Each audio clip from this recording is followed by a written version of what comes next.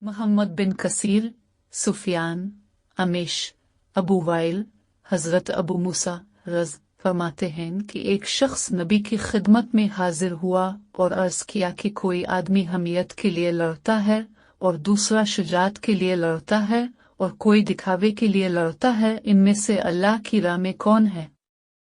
آپ نے فرمایا کہ جس نے اس لیے جنگ کی کہ اللہ کا بول بالا ہو وہ اللہ کی راہ ہے۔ اسماعیل، مالک، ابوازناد، الج۔